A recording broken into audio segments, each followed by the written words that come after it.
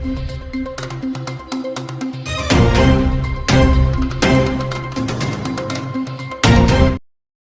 કરો, એક એવું ગામ જ્યાં અષાઢી બીજના દિવસે માત્ર ભગવાન જગન્નાથની રથયાત્રા જ નહીં, પરંતુ એક એવી અનોખી પરંપરા પણ જીવંત બને છે, જે વર્ષોથી હિન્દુ મુસ્લિમ એકતા, આસ્થા અને સંસ્કૃતિનું અદ્ભુત પ્રતીક બની રહી છે.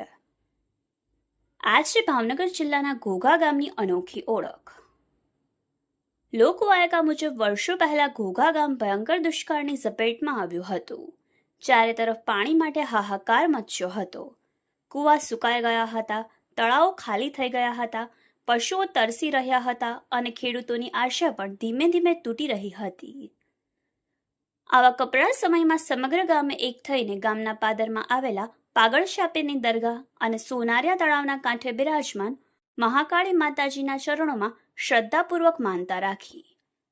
ગ્રામજનોએ દિલથી પ્રાર્થના કરી કે હે પરમાત્મા, ગામ પર કૃપા વરસાવો.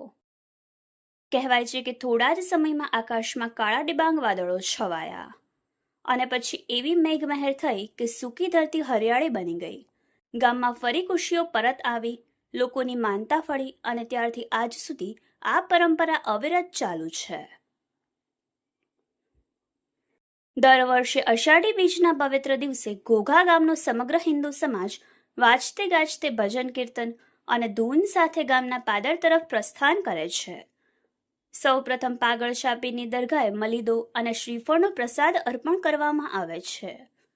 ત્યારબાદ ભક્તો સોનારિયા તળાવના કિનારે આવેલા મહાકાળી માતાજીના મંદિરે પહોંચી ધજા ચડાવે છે, શ્રીફળ અર્પણ કરે છે અને લાપસીનો પ્રસાદ ધરાવી માતાજીના આશીર્વાદ મેળવે છે.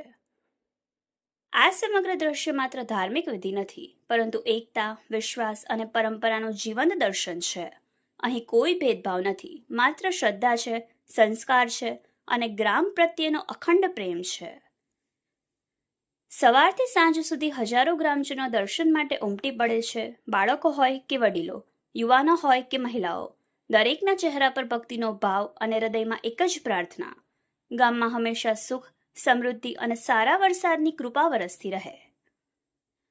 ઘોઘા ગામની આ અનોખી પરંપરા આજે માત્ર એક ધાર્મિક ઉજવણી નથી, પરંતુ પેઢી દર પેઢી જીવંત રહેલી આસ્થા, સાંસ્કૃતિક વારસો અને સામાજિક એકતાનું પ્રેરણાદાયક પ્રતીક બની ગઈ છે.